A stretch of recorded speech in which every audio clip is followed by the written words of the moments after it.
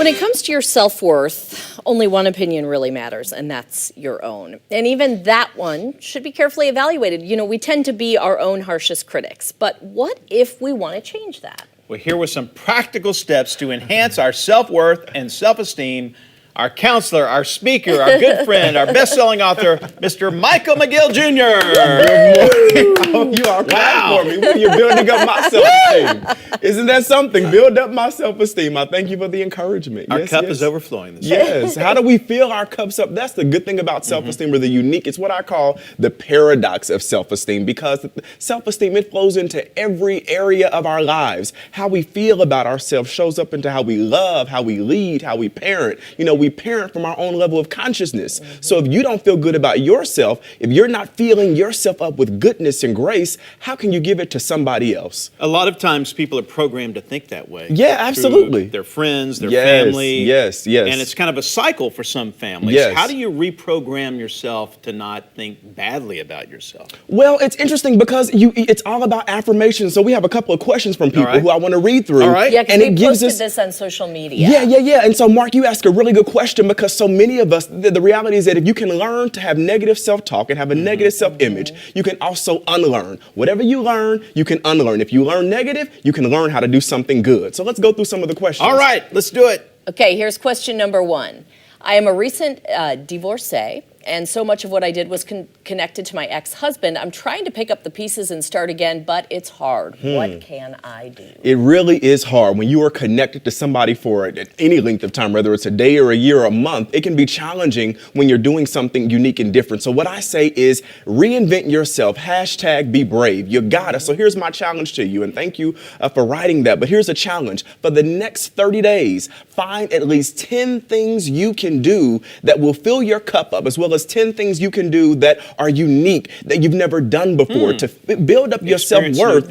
Yeah, because so often we wake up saying, well, you know, the burden is I don't like who I am, I don't like who I'm becoming. Well, the blessing is you get to recreate who you want to be. Get out of the rut. Get out of the rut. So for me, I'm figuring out I want to find ways to serve and build myself, but also learning sign language. You know, thank you very much. Are you really? That's what I'm good. That's in February. Wow. I'm learning sign language so I can know how to grow. You're building that muscle. Let's go to another one. Richard writes, I'm in a period of my life where all my friends seem to be doing amazing things. You probably see them on social media. Look at all that fun stuff people are doing. Why can't I do that? Vacations, right. Their # marriage goals. But I don't feel like I measure up. I want to be great. What can I do? Right. Well, it's nothing wrong with wanting to grow. We are designed to grow and to heal and to evolve. You know, every 7 years, our body cells regenerate. Every, day, what is it? We lose 50 to 100 hair follicles. So we're designed to grow and to evolve. The challenge is, how are you measuring what's your metric system of evolution? If it's comparing yourself to someone on social media, it's toxic, because we know based on the social research, people only show the highlights of themselves, not the negative side. So what I say is flip it. Affirmation attack. In order to delete the poisonous art of comparison, you've got to attack it with affirmation. So for me, on my bathroom mirror, I have, with the dry erase board marker, I literally have affirmations written down. I am bold. I have courage. I am bodacious. And then you write down every day for the next 30 days. For the next 30 days, write down, within a 60-second time block, write down things that you do well, things that make you come alive, things that make you great. Build yourself up. I write on my mirror, I am tall. Well, it just may manifest. And then it goes into I may still grow. You never know. And it grows into the last one about the self-forgiveness, right? Our last question.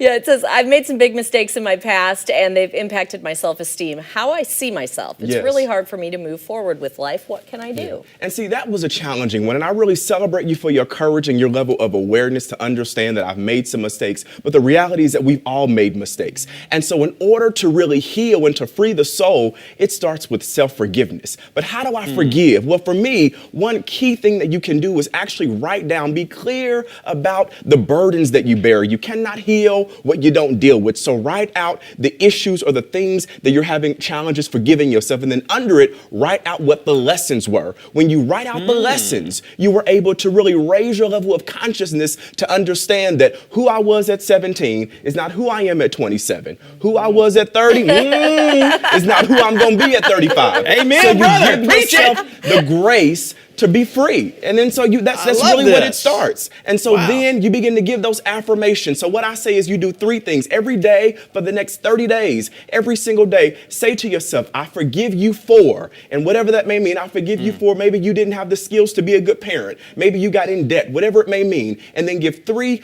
conscious commitments to yourself. Moving forward, I commit to paying my bills early. I commit to showing my children love and affection. You give yourself the grace to understand who I was yesterday does not have to be who I am tomorrow. And it starts with freeing the soul through forgiveness. Leaving us with a quote? Yes. So what does it say? I think they're going to pull it up for us. There it is. It says here, if I have hurt or harmed anyone, knowingly or unknowingly, I ask for forgiveness. If anyone has hurt or harmed me, knowingly or unknowingly, I forgive them. But see, this is the most critical part, the one that we often have challenges with. And if you got to quote this every day, quote it. It says, for the ways I have hurt myself, I have harmed myself, I've been unkind to myself, knowingly or unknowingly, I offer myself the gift of forgiveness. Awesome. It's a gift. Thank you so much, Michael. Yes. Pass the plate now. Here we go. For more information, if you want to connect with Michael, you can check him out on Facebook, Twitter, Instagram, Michael McGill Jr. or McGillSpeaks.com. I'd love to connect with you. Be encouraged and get the tools.